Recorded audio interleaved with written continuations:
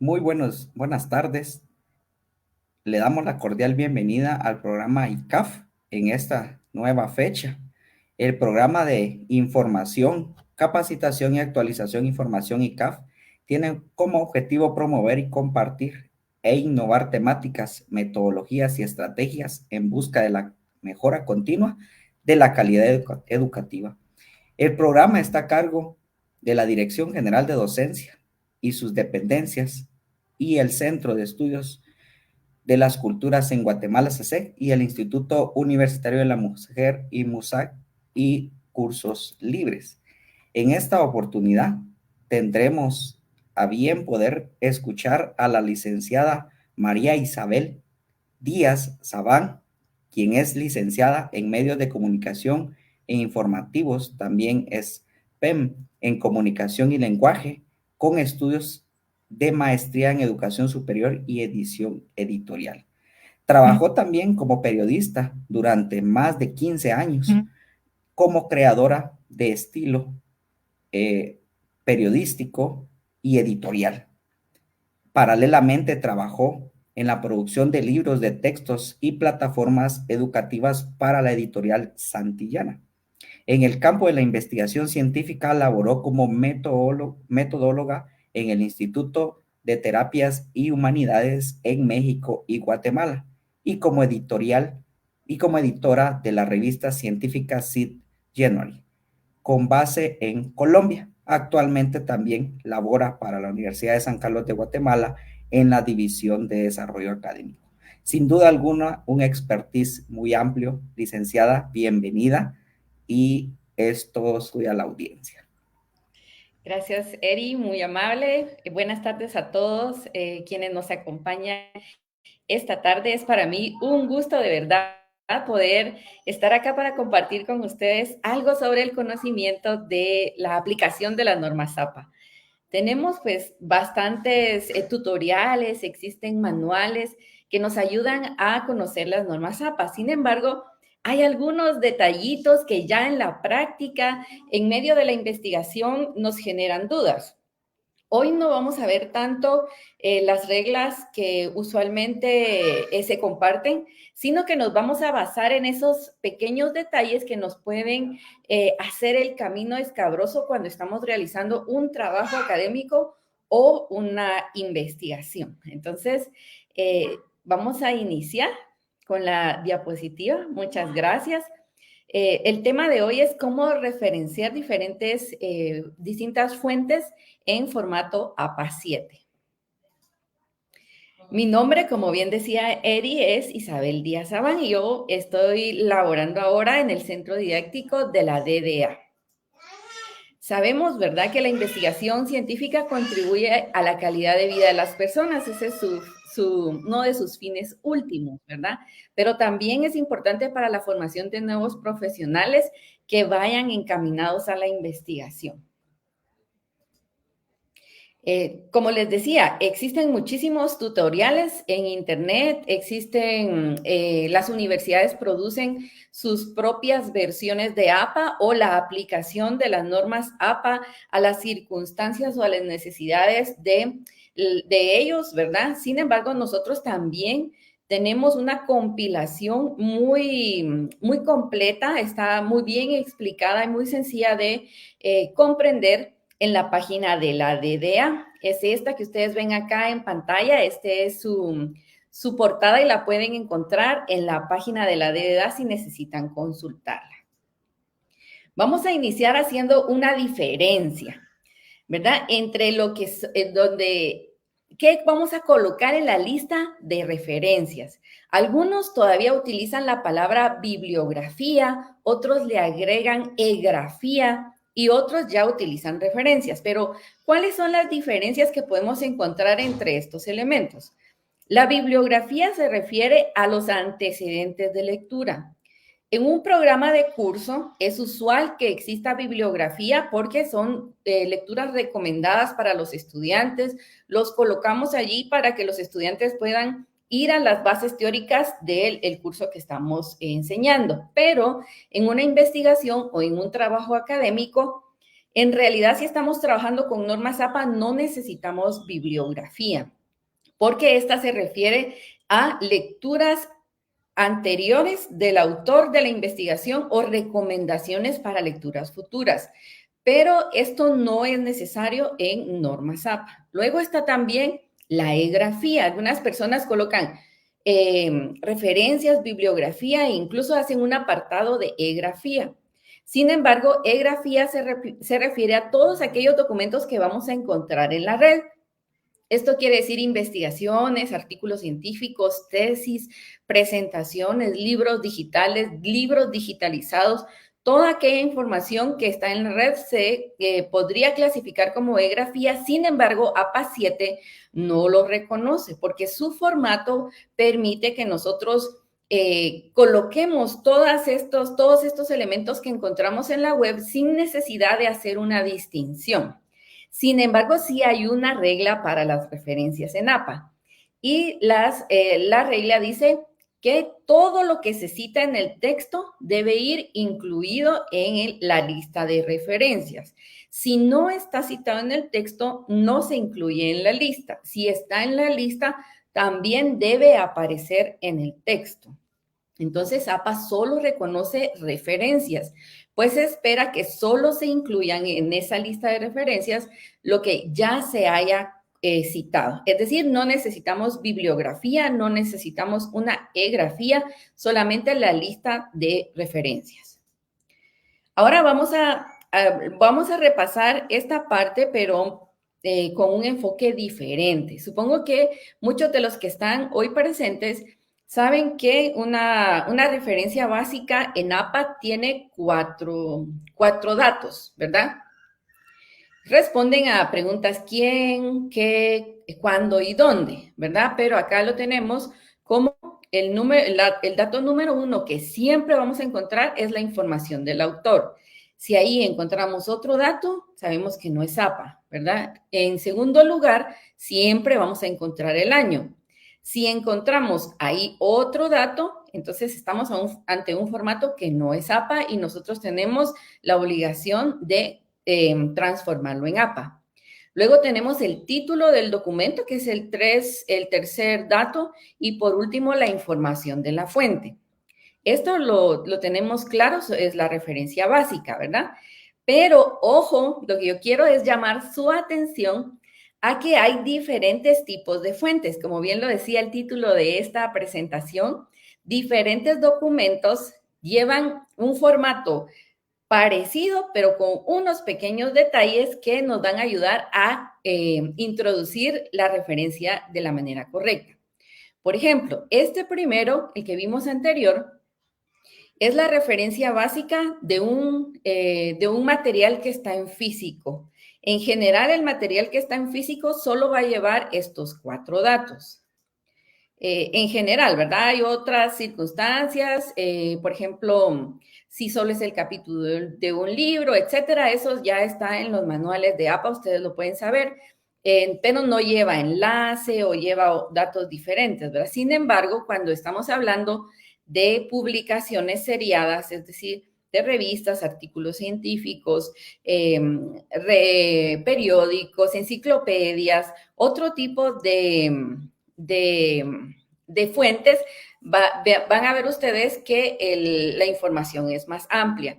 En este caso, en la información de la fuente se agrega el volumen, ¿verdad?, de la publicación, el año, el número de páginas, porque en este caso es la referencia de un artículo científico. Entonces, ahí ya vamos a ver una variación en la que vamos a agregar una información diferente. Por supuesto, si nosotros estamos haciendo una investigación en donde encontramos un archivo que es el que descargamos y en sí no tomamos la información de la página web o no tomamos información de alguna entrada, sino que descargamos un archivo como una base de datos, como un estudio estadístico, o vamos a descargar una presentación. Es decir, vamos a descargar un elemento de la web, entonces ahí se agrega otros datos, ¿verdad? Aquí vamos a ver que siempre estamos con la información del autor. En la fecha se escribe la fecha de consulta. ¿Por qué razón? Porque las cosas que están o los elementos que podemos encontrar en la web pueden cambiar de un día para otro, pueden ser modificados, pueden ser eliminados. Entonces nosotros vamos a referenciar la fecha de nuestra consulta, es la fecha que va ahí. Generalmente, tal vez fuera de las páginas oficiales no vamos a encontrar tantos datos, ¿verdad? Pero nosotros vamos a agregar la fecha de nuestra consulta.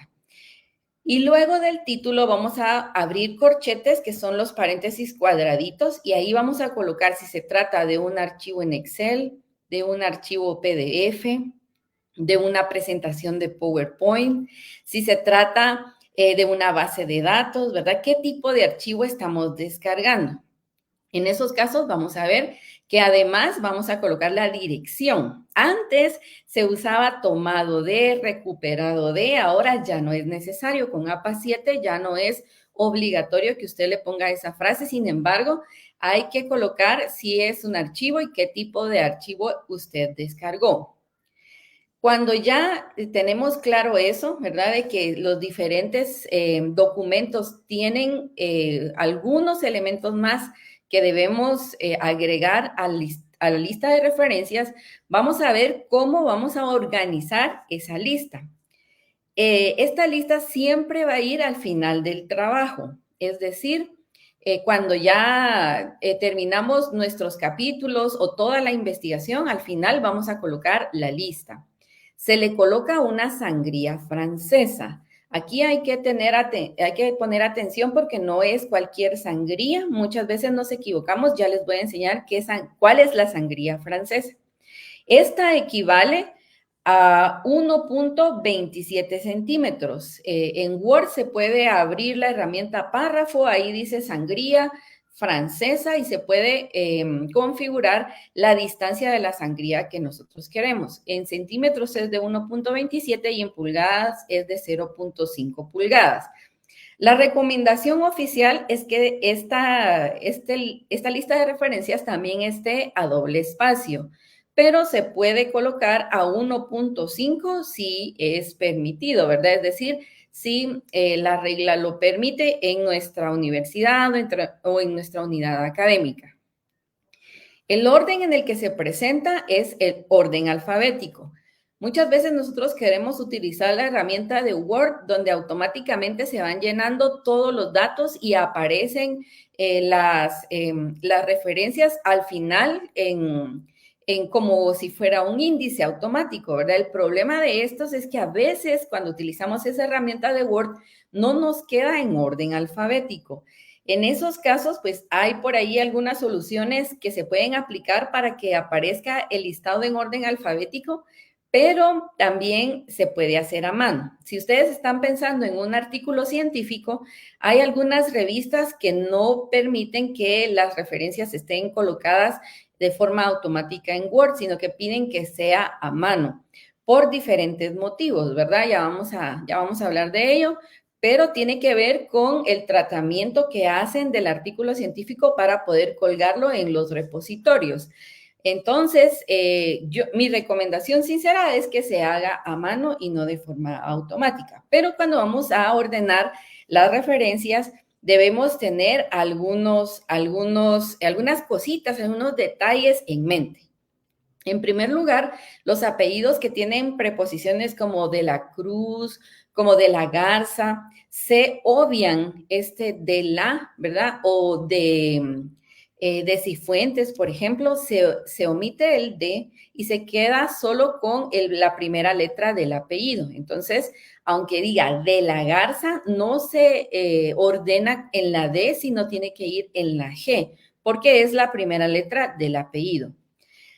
Antes, en APA 6, no se permitía poner dos apellidos de cada autor, pero los latinos en general utilizamos nuestros dos apellidos porque así lo queremos o porque nuestros apellidos son bastante comunes, entonces se confunde. Hay otra Isabel Díaz por ahí en el mundo que también hace investigación y entonces yo para distinguirme utilizaba Isabel Díaz Sabán.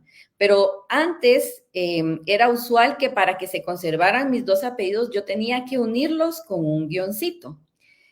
Todavía me imagino que ustedes se van a encontrar algunas referencias de esta que están así. Esas las vamos a respetar. Si los dos apellidos están unidos por un guión, no se van a separar, los vamos a dejar así. Sin embargo, APA 7 nos permite que pongamos dos apellidos sin necesidad de colocar el guión. ¿Esto cuándo lo vamos a hacer o cuándo lo vamos a preferir hacer? Lo podemos hacer cuando nuestro apellido sea muy común, ¿verdad? Por ejemplo, González, García, López, que haya muy fácilmente otra persona que se llame igual que nosotros. Entonces ponemos nuestros dos apellidos. O porque queremos tal vez honrar a nuestros padres, a nuestro padre y a nuestra madre y queremos incluir nuestros apellidos, también puede ser. Pero en general se utiliza cuando el apellido es muy común. Y si yo estoy haciendo mi lista de referencias y veo que hay personas que tienen el mismo apellido, el mismo nombre, entonces yo a propósito agrego el otro apellido para distinguirlos. Este es uno de los clásicos, ¿verdad? Hernández Sampieri es uno de los autores más consultados en cuestiones de investigación. Entonces es muy común que los alumnos digan, es que si le pongo solo Hernández, no se sabe que es Sampieri, ¿verdad? Y Sampieri es su segundo apellido. Entonces, cuando son personas muy prestigiosas en la materia, no hay ningún problema que se le pongan los dos apellidos, ¿verdad? Incluso el nombre completo, porque son personas muy distinguidas. Entonces, ahí se aplica el criterio de prestigio de la fuente. También cuando estoy consultando a un autor que tiene varias publicaciones del tema que me interesa incluir e incluso tiene publicaciones del mismo año, entonces yo los voy a ordenar, porque van a tener los mismos nombres, voy a ordenar las publicaciones por año de publicación, valga la redundancia, del mayor al menor, ¿verdad? Ahí ese es el criterio. Y por supuesto, si yo descubro que existe una ambigüedad hasta el momento de estar elaborando la lista de referencias, debo recordar que así como lo apliqué en la lista, debe ir en el texto. Así como lo apliqué en el texto, debe ir en la lista. No puedo citar al autor allá en mi texto solo con un apellido y aquí en la lista de referencias con dos, ¿verdad? Debo uniformar el criterio. Eso no debe olvidarse. Bueno, eso es en cuanto a la forma en la que vamos a ordenar la lista. Este es un ejemplo de sangría francesa.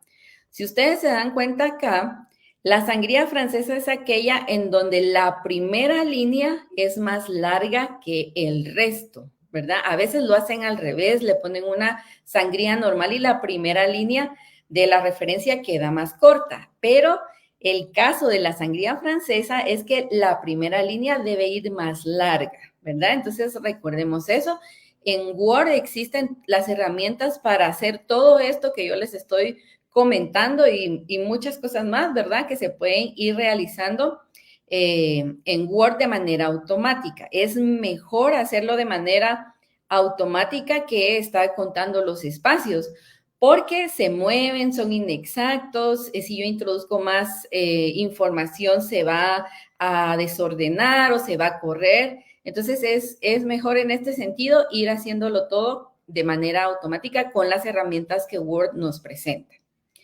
Luego tenemos que cambió un poco la forma en presentar los autores según la cantidad de los autores, ¿verdad? Un autor pues no nos da problema, es igual que siempre, inicio con su apellido, coma, la inicial, punto y el año. Si son dos autores, escribo pues el apellido del primer autor. Recuerden que el orden de los autores también refleja la importancia o la relevancia de cada autor en la investigación. Entonces, estos nunca deben alterarse, así como los encontramos, así hay que presentarlos en ese mismo orden, aunque sean varios autores, porque refleja el primer autor, el segundo autor, ¿verdad? La importancia del trabajo que tuvo cada persona dentro de la investigación. Entonces, cuando son dos autores, se deja así como encontramos la referencia y se separa por una Y, ¿verdad? Hay universidades o hay revistas que piden que las referencias vayan en inglés. Y esto, por ejemplo, es un detalle que hay que tomar en cuenta, que ya no voy a utilizar una Y, sino voy a utilizar la I del inglés, ¿verdad? Que no recuerdo en este momento cómo se llama, pero que en general está en el teclado, ¿verdad? Encima de uno de los números. Aquí en mi computadora está en el 6 y es como una clave de sol al revés, ¿verdad? Esto ya significa que mi referencia tiene como todos los elementos, aunque el título vaya en español, aunque los nombres sean latinos, si yo le coloco este ahí, ya da referencia de que es una cita en inglés, ¿verdad? Se debe utilizar así. Ahora, si no tengo ninguna regla que me diga que las referencias deben ir en inglés, entonces coloco la Y. Y un cambio en referencia a APA 6 es que a partir de 3 a 20 autores se van a colocar todos. Recuerdo que en tiempo de pandemia, cuando se hacían aquellos estudios sobre el COVID, que eso fue muy popular, se hacían diferentes equipos en diferentes países, se planteaba la información, la investigación, se les daban los instrumentos para aplicar en sus países, para recoger datos, y luego ya cuando salía la lista de autores era bastante larga. Ahora se debe poner de 3 a 20 autores, se deben escribir todos en las referencias, no se debe omitir ninguno, ¿verdad? Y hasta el último se le agrega una Y o una I de estas del inglés, ¿verdad? Ahora, cuando son más de 21 autores, 21 o más autores, lo que hace es que se debe hacer es incluir a los primeros 19, y cuando ya tengo el número 19, coloco puntos, una coma, puntos suspensivos y me salto hasta el último autor. Es decir, no voy a colocar todos los autores, sino solo 19 y el último. Esta es la forma correcta de colocarlos. Bueno, pero además de todo lo que sí se coloca, ya vimos publicaciones digitales, publicaciones unitarias como libros o seriadas como artículos de revista. Todo debe incluirse. La regla de las referencias en APA dice que, a ver si lo recuerdan, dice que todo lo que se cita se debe referenciar y todo lo que está referenciado se debe citar en el texto. Pero como en todo, hay una excepción. ¿Qué es lo que no voy a incluir en las referencias? Recuerden que la investigación tiene sus características y una de ellas es la confiabilidad. Parte de la confiabilidad nos dice que debemos incluir los enlaces de los materiales que hemos consultado. Entonces, a todo esto que hemos visto, además, le debemos colocar el enlace si el material lo encontramos en la web. Eso es parte de la confiabilidad. ¿Por qué? Porque las fuentes deben estar claramente identificadas y ser recuperables para cualquier autor. Es decir, cualquiera que busque esa referencia debe poder encontrarla. Por eso se suele incluir a todo lo que se pueda el link de donde se encuentra. Pero ¿qué sucede con aquellos elementos que no son recuperables? Mis estudiantes muy comúnmente me decían, es que cuando yo estaba haciendo mis prácticas en el hospital tal, estaba el jefe de sección, el doctor tal, y él me comentó tal y tal cosa. Y lo querían colocar en el texto y me decían, ¿cómo lo colocamos en las referencias? Pues les comento que las comunicaciones personales no se referencian, ¿verdad? Cuando son conversaciones telefónicas, cuando son conversaciones a través de correos electrónicos, mensajes de texto, chat, clases magistrales que no queden grabadas, que no queden registradas, todas estas son comunicaciones personales que no necesitamos incluir en la lista de referencias. pero sí las podemos incluir en el texto. Es decir, si yo necesito decir lo que dijo el doctor, necesito decir lo que yo conversé con un especialista, me lo encontré por ahí en un evento, aproveché a hablarle de mi tema y él me dijo un par de cosas que son importantes para colocar en mi investigación, entonces sí puedo hacerlo, pero solamente se hace en el texto. ¿De qué manera lo vamos a hacer? Pues acá APA 7 nos tiene una fórmula. Y por supuesto lo vamos a identificar, pero su nombre lo vamos a poner al revés. Es decir, que vamos a poner primero la inicial y luego su apellido. Veamos el ejemplo. Dice, el médico a cargo del área de pediatría, ahí tendría que haber puesto del hospital tal y tal, M. Rojas, ¿verdad? Indicó que la mayoría de los niños que duermen en el hospital están acompañados por uno de sus padres y debe agregarse la frase, entre paréntesis, comunicación personal y la fecha en que sucedió esta comunicación. ¿Verdad? Esto es bien importante. Sin embargo, esto no se coloca en la lista de referencias.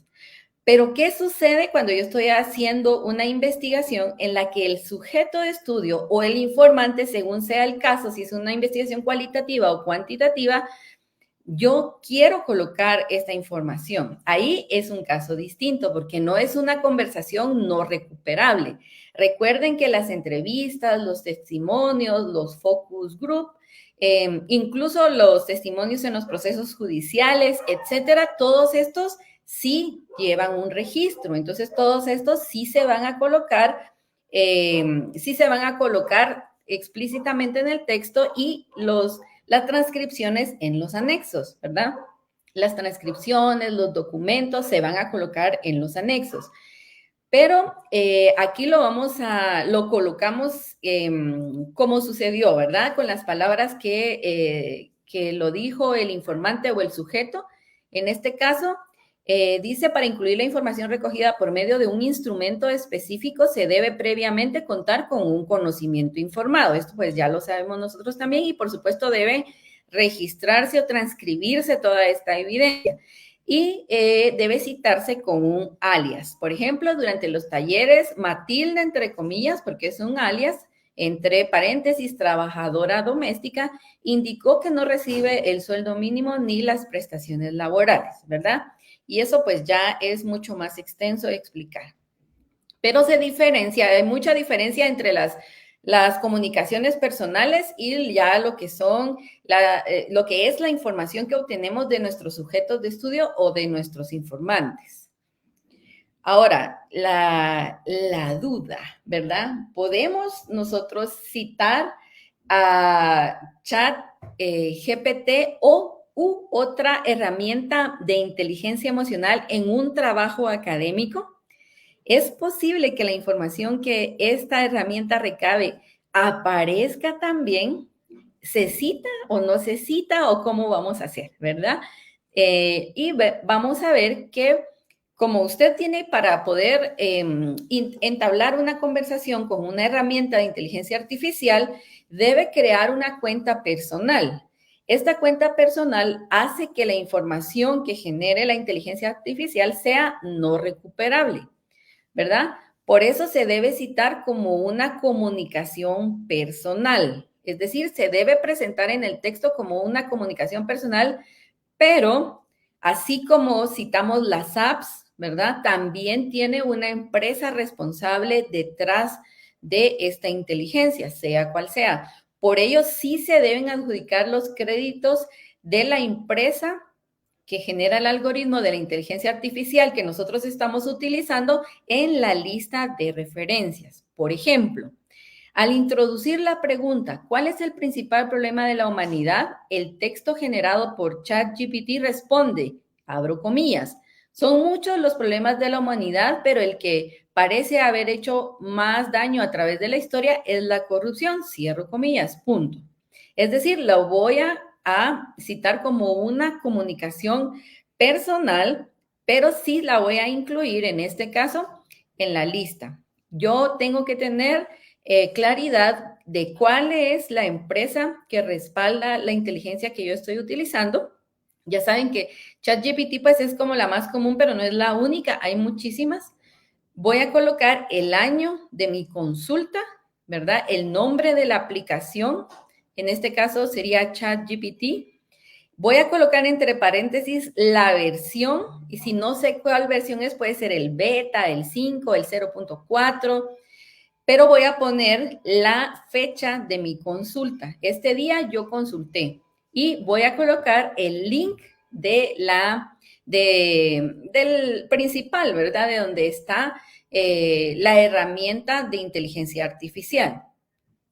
Esto es lo mismo que se hace con las apps. Por ejemplo, mis estudiantes, como eran del área de la salud, solían utilizar apps en donde se veía el funcionamiento de los músculos y de los huesos, la rotación de las articulaciones, las funciones de los órganos, etcétera. Y habían muy buenas gráficas o descripciones de estos procesos.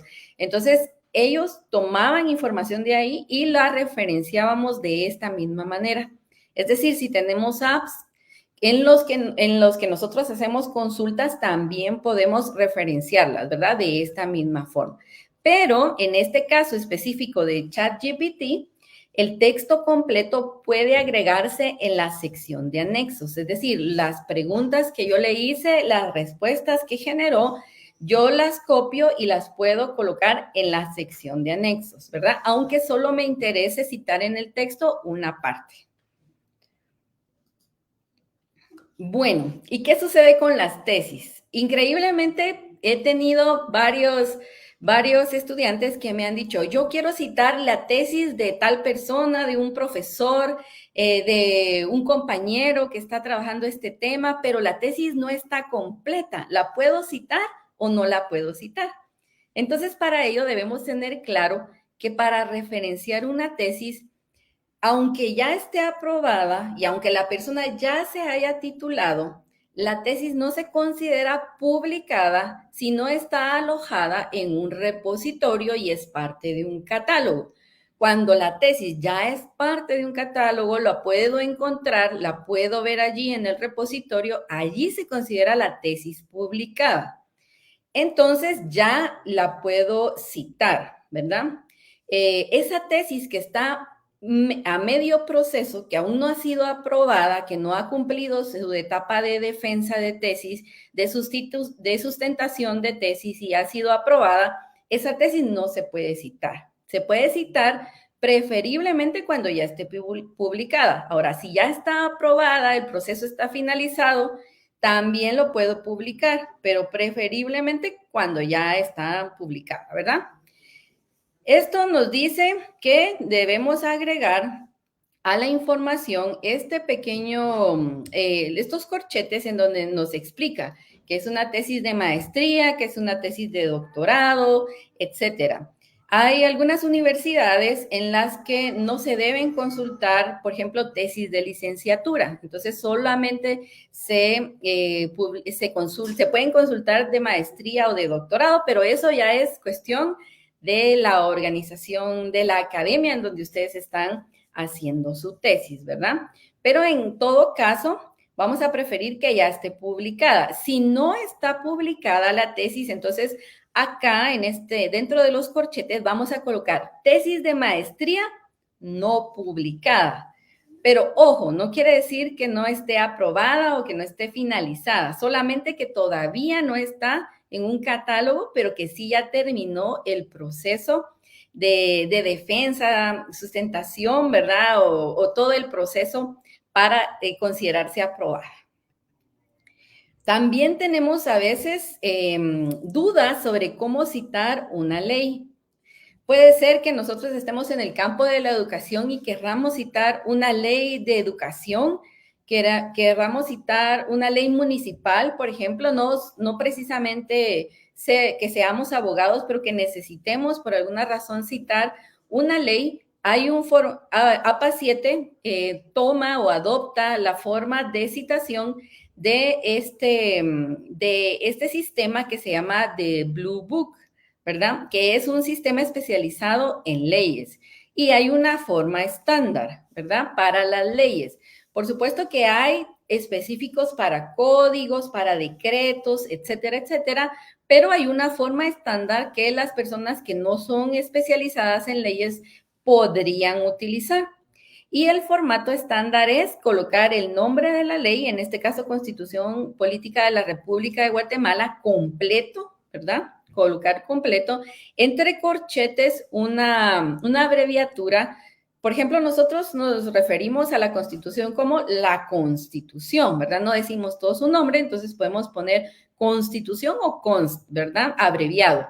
El artículo que deseamos citar, la fecha de la promulgación, ojo, la fecha de la promulgación de la ley y el país entre paréntesis. Repito, este es un formato estándar, ¿verdad? Que se va a aplicar a cualquier ley, pero si yo soy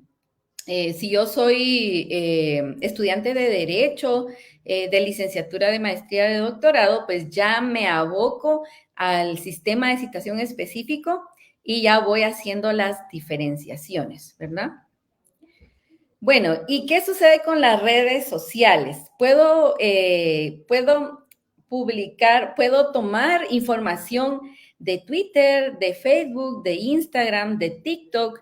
Sí, puedo hacerlo, ¿verdad? Puedo hacerlo incluso tomar una historia, tomar un post, un video, siempre que tenga total pertinencia, ¿verdad? Entonces, ¿qué debo hacer? ¿Se acuerdan que al inicio nosotros estábamos identificando los distintos elementos que va a contener una cita? Dijimos que eran 4 datos, ¿verdad? Los mismos 4 datos nosotros los vamos a buscar en los formatos de redes sociales, ya sea en Facebook, ya sea, como vimos, antes se llamaba Twitter, ahora se llama X, ¿verdad? Y vamos a buscar que contenga los datos. ¿Quién? ¿Verdad? Es decir, un usuario. ¿Cuándo? Una fecha de publicación. ¿Qué? Que sería el cuerpo del mensaje, la fotografía o el video. ¿Y dónde? Que sería el link, ¿verdad? O la URL de la publicación que nos interesa. En este caso vemos la publicación de esta persona, ¿verdad? Su nombre es Manfredo Marroquín, es un usuario que tiene check azul, es decir, que se comprobó ya su identidad. Vemos abajo de su nombre que tiene una arroba y el nombre de usuario, eso está en todas las redes sociales y es un dato que nos interesa, y luego el cuerpo del mensaje. Para ello vamos a colocar estos datos, ¿verdad? ¿Quién? Marroquín, M. Este señor se llama Manfredo. Punto, abrimos corchetes y en los corchetes vamos a colocar el usuario, arroba, ahí en este caso Manfredo Guate, arroba, Bernardo Arévalo, arroba, qué sé yo, los diputados, ver el nombre de los diputados, o si fuera un especialista en educación o alguna otra persona, ¿verdad? Que nos interese su información, vamos a colocar su usuario. A continuación, punto, ¿verdad? Abrimos paréntesis normales y colocamos la fecha de la publicación. Cerramos paréntesis y colocamos hasta 20 palabras del mensaje. Si nosotros, recuerden que estamos hablando en este momento de la lista de referencias, ¿verdad? Vamos a colocar hasta 20 palabras del mensaje y vamos a terminar con 3 puntos suspensivos. Abrimos nuevamente corchetes y ponemos la red social de la que hemos tomado la información. En este caso, todavía vale aclarar, X, ahora es X, antes Twitter. Todavía se señala de esa manera. Eventualmente en el tiempo ya no será necesario colocar esta aclaración, sino solo X, ¿verdad? Porque ya se conocerá ampliamente, pero por el momento no, entonces se coloca X antes Twitter o Facebook, ¿verdad? O TikTok o Instagram, la red social que nosotros estemos consultando, y el dónde lo vamos a colocar con la dirección o el link de donde hemos tomado la publicación. Importantísimo, como son redes sociales personales, pero a la vez públicas, es importante que nosotros tomemos capturas de pantalla de lo que queremos referenciar, ¿verdad? Recuerden que lo que se lleva el viento, las comunicaciones personales no se referencian, ¿verdad? Pero sí podemos referenciar estas publicaciones a través de una captura de pantalla o de la descarga de las fotografías o video. Bueno, y si tienen dudas acerca de lo que hemos hablado hoy, pueden hacer sus preguntas, por supuesto. Puede ser que hayan elementos que se me hayan escapado, que hayan otros casos que no haya considerado, por supuesto, ¿verdad? Hay muchas variedades de situaciones, pero si ustedes tienen duda, también está el documento que está pues muy bien trabajado. Toda esta información que yo les compartí hoy a ustedes y mucha más está incluida en esta guía de normas APA séptima edición que está disponible en la página de la DDA. Aquí el compañero moderador les va a colocar el link de descarga de este documento que ustedes pueden consultar en el caso de que tuvieran alguna duda específica. Ahí podemos ver cómo citar, por ejemplo, la Biblia, si a ustedes les interesa hacer una cita de la Biblia, cómo citar un video de YouTube, cómo citar una película, una conferencia. Esto es algo importante que tenemos que tomar en cuenta. Las conferencias, por ejemplo, que nosotros recibimos, ¿en qué caen en comunicación personal o se pueden referenciar? Esto depende, ¿verdad? Si la conferencia quedó grabada, si se transmitió por Facebook Live y ahí quedó la grabación, está alojada en YouTube, en la página de la universidad, en cualquier lugar en donde esté guardada la conferencia, se debe referenciar. Sí, también podemos encontrar resúmenes de las conferencias, las ponencias, las diapositivas de las ponencias. Si existe registro, se debe incluir en la lista de referencias, ¿verdad?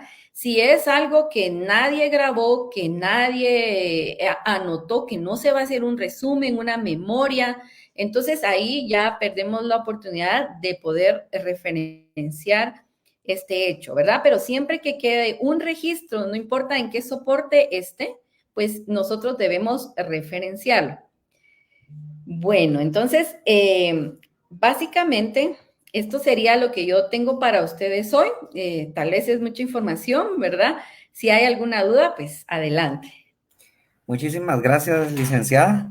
Sin duda alguna, un tema muy amplio. Creo que el tiempo pues no nos alcanza. Vimos una parte, pero de eso se trata el programa, una capacitación y formación continua.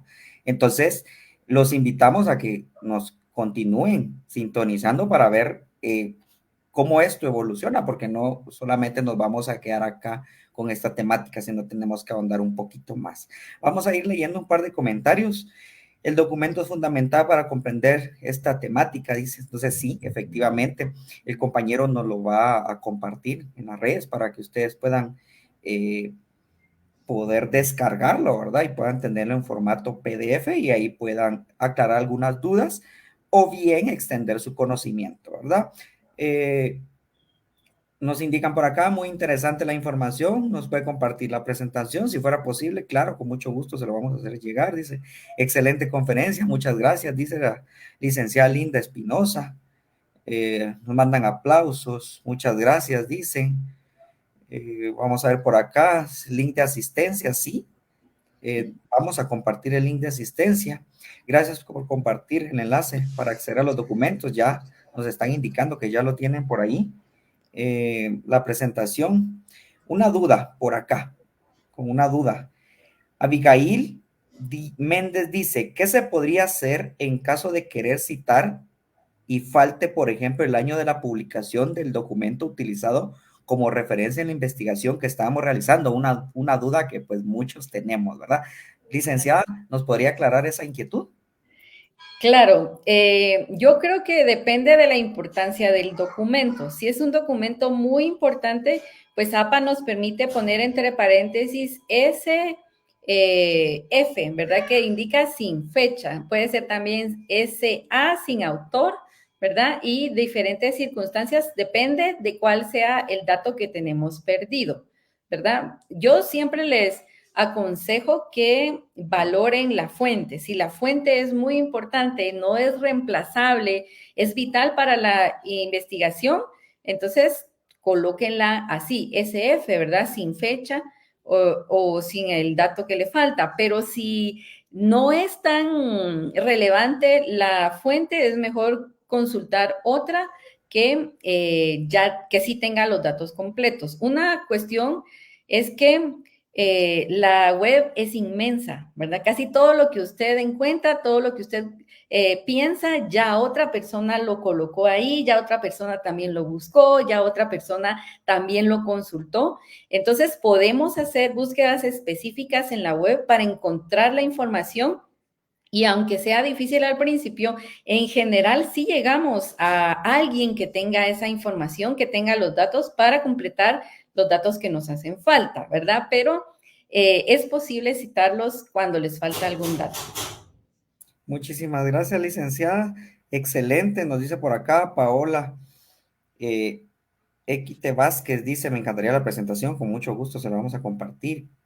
Kenneth nos dice, no basta una hora para hablar sobre el tema. Sí, efectivamente, no nos alcanza, ¿verdad? Pero vamos a tener más información, excelente información, excelente.